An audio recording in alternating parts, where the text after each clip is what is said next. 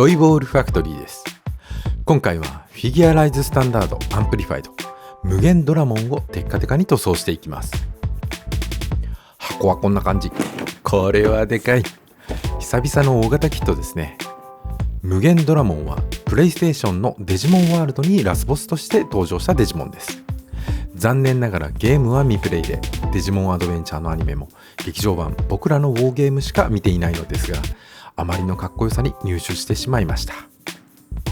パッケージを見ただけでそのディティールの密度と派手なシルエット、そしてその大きさに圧倒されてしまいました。めっちゃかっこいい。今回はこの大きさに合わせて細かいことは気にせずバシッとメタリック塗装をしていきます。それでは作っていきましょう。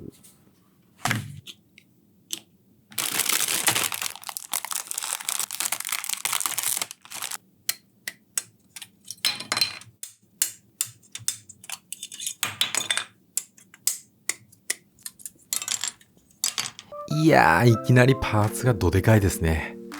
パーツを切り出してみましたが、パーに全然入りませんでした。たまんないですね。パーツ数自体は HG 並みだと思うんですが、一つ一つのパーツがとにかくでかいです。メガサイズを彷彿とさせる組み味です。そしてこの首パーツ、ワイヤーを通してそのワイヤーの張力で首の可動をさせようという今までに見たことのない可動ギミックです。このワイヤーがなかなか通しにくくて難儀しました。力任せにすると壊してしまう危険性がありますね。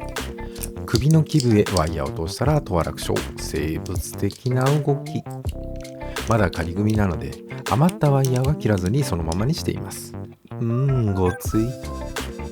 仮組の際はクリアパーツなど傷がつきやすく、無塗装で使うパーツは組み込んでいません。傷がつくと修正に時間がかかりますからね。しかしさっきからパーツがでかいな。画面に収まりきらない。腕だけでイージーガンダムより重いのでは？初期のガンプラはプラスチックの重さで値段が決まっていたと聞いたことがあります。無限ドラモンは定価6600円のキットですが、この重さから考えるとめっちゃお得なのでは？パーツがとても大きく数も多く見えますが、かなり組みやすいです。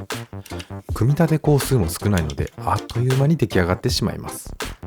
普段プラモデルは作らないけどデジモンは好きという人にもおすすめできますね。足でかいな。もう画面いっぱい大迫力です。上半身だけでもめっちゃでかい。でかいのはいいですね。置き場所には困りますけど老眼には優しいです。しかし本当にでかいな。でかすぎてどこを組み立ててるのか分かりづらいですね。今無限キャノンを取り付けましたよ。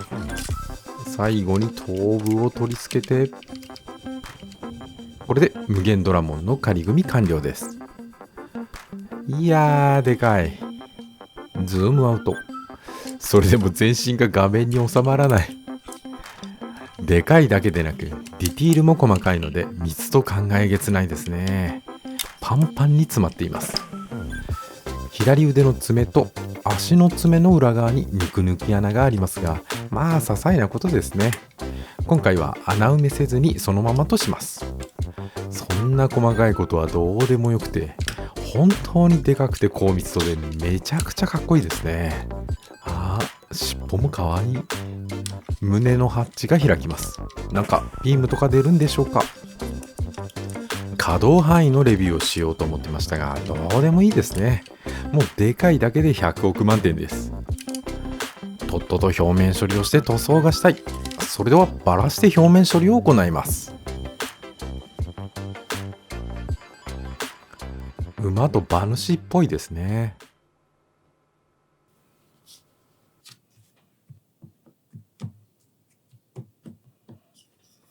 表面処理を行います。2021年3月に発売された最新キットということで、ゲート跡が処理しやすい場所にあることが多く、全体的にかなり楽に表面処理を行うことができました。バンダイの優しさが染みますね。今回はパーツが大きいこともあって、下村アレックのぐるぐるバーが活躍してくれました。シャインブレード6などの細いヤスリで面積の広い部分をヤスると、ヤスリのエッジで表面を傷つけてしまうことがあるので、それを防ぐ意味があります。筋彫り銅のマジックヤスリで向きを変えながら番手を上げながらヤスリがけ。今回は追い込んだ表面処理は必要ないので1500番までのヤスリがけで終わらせています。だいたいいいかな。エッジの部分など光沢が分かりにくい場所はシャインブレード6でヤスリがけして終了。シャインブレード6は1000番相当のヤスリなのでこれだけでも十分綺麗になります。逆 R 部分のゲート跡はぐるぐるバーの曲げ部分を使うとちょうどいいですね。はい、綺麗になった。唯一の高難易度ポイント、頭頂部に自己主張の激しいパーティングラインがあります。ここはパーツ分けしてほしかったですね。文句を言っても仕方がないので面出しスクレーパーでカンナ掛けします。調光スクレーパーでやった方が良かったんですが面出しスクレーパーがすぐ出てきたので横着してしまいました。カンナ掛けだけなら難易度は低いんですがこういうちょっと奥まった部分のヤスリ掛けが面倒ですね。縁にディティールもあるのでヤスリ掛けしてしまわないように注意が必要なので気を使います。これでだいたい OK かな。まとめて塗装するのである程度組んでおきます。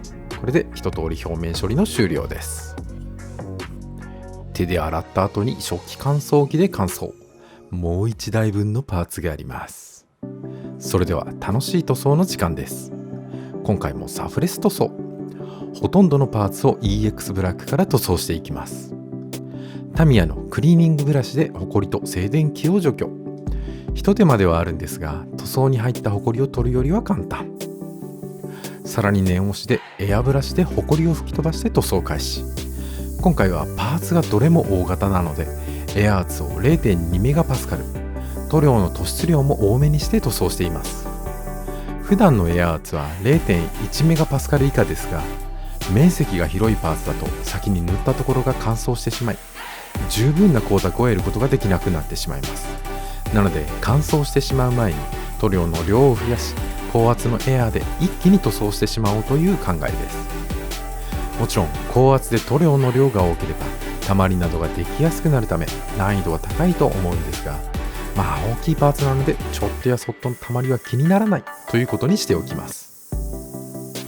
小さいパーツを同じように高圧で塗料の量を増やして塗装できればさらに光沢が簡単に出せるのではとも思うんですがエアブラシを扱う技術をもっと高いレベルで要求されるのかなと思っています。塗装しているうちに徐々に上手くなっていくといいんですけどね。ああだこうだと話してますがこのパーツを塗装するのに1分以上かかってますね。高圧で吹けるパワーコンプレッサーのおかげでなんとか光沢が出ているようです。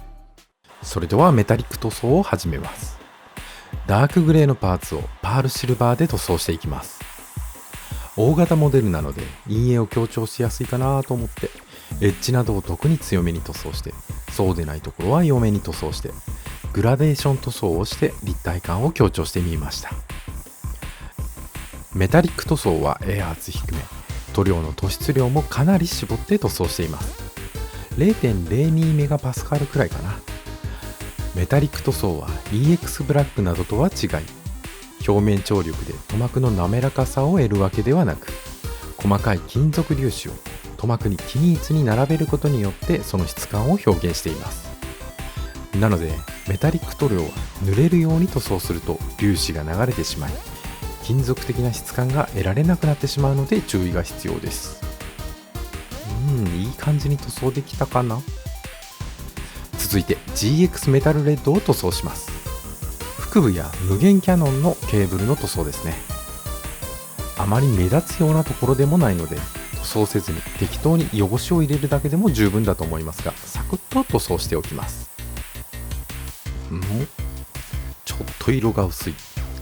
この後 GX メタルブラッディレッドで塗り直しておきました。そしてクリアレッドを塗装してお手軽キャンディー塗装。普段ならキャンディー塗装をするときはクリアレッドを薄く何度も重ねるんですが、今回は一気にたっぷり塗ってしまいました。でも全然たまりができなかったんですよ。これはチューブ状のパーツだったので表面張力でうまいこと全体に塗料が回ってくれたのだと思っています。本当かな。青いケーブルは GX メタルディープブルーで濃い青色のキャンディーカラーにします。小さいパーツなのであまり粗が目立たないのもあると思いますが、そういえばカップヌードルの塗装の時に謎肉のメタリック塗装がとてもうまくいったことがありましたね。あれは表面に丸みのある凸形状がたくさん並んでいました。それと似たような感じなんですかね。先ほどと同様にクリアブルーをたっぷり吹きつけて一発でキャンディー塗装しています。普段からこんなに楽に塗装できたらいいのにな。めっちゃいい感じに光沢が出ていますね。それでは本体をスターブライトシルバーで塗装します。でかい。パールシルバーと同様にグラデーション塗装を行っています。エッジなどを出っ張ったところを中心に塗装していきます。各パーツごとに塗装するとムラが起こりやすくなるので、ある程度部位ごとに組み上げで塗装しています。エッジだけでなくパーツの上の方も濃いめに塗装しています。照明が当たっているような効果を狙っています。陰影を強調することで無限ドラモンの重厚感が出せないかなと思って塗装しています。しかし塗装している間は照明で陰影がついているのか塗装で陰影がついているのかあまりよくわからないですね。時々塗装ブースから出して部屋の照明で確かめてみたりしています。腕や足などの左右共通のパーツも左右で差がないかチェックしながら塗装しました。陰影を意識しすぎて真っ黒なままの部分があったりしたので、全体にもさらに追加して塗装したりしています。うまくいってるでしょうか。いい感じ？まだちょっと薄いというか暗すぎですね。明るくなりすぎると後戻りが大変なので注意しながら塗装しすぎてなかなか明るくならないですね。スターブライトシルバーをうっすらと塗装すると粒子の粒感が丸見えになってしまうのでなかなか難しいですね。簡単にできると思っていたグラデーション塗装でしたが結構大変。そしてスターブライトアイアンを塗装します。関節部を暗めにしたいなと選んでみました。こちらもなかなか色の変化が分かりにくい。2枚の画像の違う部分を徐々に変化させるクイズを見ているかのようです。エアブラシでの塗装が終わったので部分塗装を行っていきます。シタデルカラーのリードベルチャーを筆に取ってティッシュにこすりつける。普通にやってますが何も知らないと塗料を無駄にしてる変な人に見えますね。シタデルカラーでドライブラシをやるための準備です。筆につけた塗料をできるだけ拭き取って少しだけパーツにこすりつけてエッジなどの塗料のハゲを表現する技法ですね。テカテカ塗装ではあまりやらない技法ですが、経年変化の表現や立体感の強調などがお手軽に表現できますね。塗料をつけすぎたところは綿棒で拭き取っちゃう。イージーガンダムへのコメントありがとうございました。頑張ってヤスリがけをした割にあまりテカテカしていないなぁと思っていたんですが、ロボット魂のテカテカに似ているというコメントをいただいて、そういえば確かに似ている。そう言われてみるといい感じに見えてきました。視点を変えてみると見え方も変わるものですね。ありがとうございます。あとビルドファイターズのアニメを見たとき、こいつらいつも痩せてんなーって思ってたけど気づいたら俺もひたすら痩せていたというコメントもいただきました。僕がガンプラを本格的に塗装するようになったきっかけはビルドファイターズトライなんですが、僕も全く同じことを思っていました。いやいやそんな安らんやろと思っていたんですが、今では自分の方がヤスリがけしてる自信がありますね。実際に作るようになって改めて考えてみると、ビルドファイターズトライのガンプラ製作は特にリアルな描写だったんだなと分かりますね。ドライブラシを終えて細かいところを塗り始めています。こちらはシタデルカラーのカルロブルグクリムゾンシェード塗料です。まあクリアカラーみたいなものですが、これを使うことで簡単に陰影をつけることができるという塗料です。陰影がついて見えるかな。縁が暗くなっていますね。続いてアバッドンブラック艶消し黒ですね。シタデルカラーは名前が分かりづらい。膝のドクロの眼下を塗装しています。さらにビッグを塗装。本来はどちらもシールを貼って色分けを行うところですね。あ、はみ出した。そんな時はみんな大好きマジックリンの登場です。マジックリンを含ませた綿棒ではみ出した部分を撫でるように拭き取ります。マジックリンでの拭き取りはラッカー塗料にはほとんど影響がないという話でしたが、アクリル樹脂の分子結合を破壊するとかなんとか、マジックリンをつけっぱなしにしていたりすると良くなさそうなので、ちゃんと拭き取っておいた方が良さそうです。眼下のシルバーのラインを塗りつぶしてしまったので、塗り直してはみ出たシルバーをアバットンブラックでさらに塗り直し、シルバーにはゴールドがよく似合うシタデルカラーのリトリビューターアーマーでアクセントをつけていきます。シルバー一色だと寂しいですからね。こういったアクセントカラーを少し入れるだけで完成度が上がったように見えてきます。ほんのちょっとの手間でとても良い結果を得られるので、コストパフォーマンスの良い作業ですね。いやかっこいい。改造派の人がやるなら筋彫りや穴ディティールをつけるようなものですかね。こっちの方が断然お手軽だと思います。アクセントカラーを加えるというのは、そのパーツが複数の素材でできているという情報を付加することにつながり、より複雑さを感じさせることができるようになると考えています。小難しく言ってますが、一手間かけたらかっこよくなるというだけの話なんですけどね。今回は金色ばかり使っていますが、違う色を使ってみたり、いろいろ試してみたいですね。ということで全ての塗装が終わりました。組み立てる前にパーツを並べていきます。パーツがどれも大きかったですが、思っていたよりも塗装は簡単でしたね。非常に塗装しやすいキットだったと思います。おっと、クリアパーツを忘れていました。ゲート跡がはっきりありますね。これはいけない。ゲート跡を処理しましょう。1000番のマジックヤスリでゲート跡を消します。完全にゲート跡が消えたのがわかるでしょうか。パーツのツヤが消えたのは気にしない。続いて1200番でヤスリをかけて、さらに1500番と番手を上げてヤスリ傷を消して、ここでホビージャパンモデラーズフィニッシュプレートの登場です。まずは半光沢仕上げの面で丁寧に磨いて、本命の光沢仕上げの面で磨くと、光沢が見えましたか。完璧に光沢に仕上がりましたね。バッチリじゃないですか。やっと実力を発揮できましたね。すんごい綺麗。光沢映えするパーツとそうでないパーツがあるんですね。それでは組み立てていきます。パカー。無限ドラモンに付属するシールはメタリックシールで、ほとんどがクリアパーツの裏に貼ることになっています。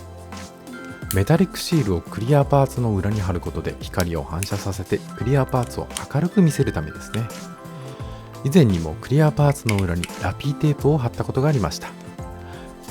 メタリックシールが余っている。余っていたシールが無限キャノンのスコープの裏にぴったり貼れちゃいました。説明書には書いてありませんでしたが、この余ったシールはここに貼るようになっているのでは。ほらぴったり。バッチリ明るく見えるようになりました。プラモデルを作っていると、説明書には書いていないけど意図的に合うように作ってあるパーツや、改造しやすくなるようにガイドが入っていたりすることがありますね。設計者の遊び心なんですかね。手にしているのはワイヤーストリッパー、電線などを切る工具です。ワイヤーをプラスチック用ニッパーで切ると刃をダメにしてしまうので、ワイヤーカッターなどワイヤー専用の工具を使用した方がいいと思います。首のワイヤーの余った部分も同様に切っておきました。さあ、各部位が合体していきます。首がかっこいいな。顔もいかつい。無限キャノンを取り付けて、これで無限ドラモンの完成です。いやー、でかい。かっちょいい。でかすぎて画面に収まりきらないですね。これだけ大きいにもかかわらず密度感がとてつもないです。超かっこいい。頭部に施したドライブラシのおかげで陰影がくっきりして、さらにディティールが際立ってますね。やってよかった。しかしでかくてかっこいいな。これは語彙力が破壊されてしまいますね。スターブライトシルバーで塗装したことで重厚さがさらに増しました。シンプルな塗装でしたが、ここまでになるとは予想していませんでした。いやー、かっこいい。ということで、フィギュアライズスタンダードアンプリファイド無限ドラモンをテッカテカに塗装しました。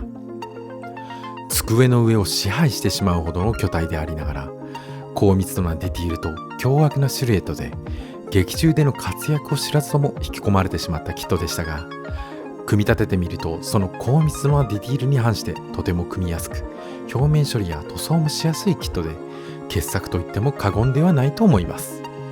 その巨体の存在感に圧倒されましたが、思っていたよりも塗装が簡単に済んで、作業のコストパフォーマンスが非常に高く、手軽に満足感を得ることができました。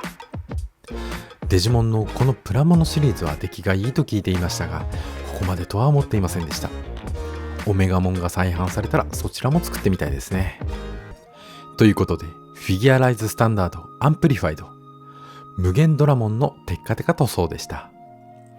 それではまた次回の動画でお会いしましょう。トイボールファクトリーでした。置き場所どうしよっかな。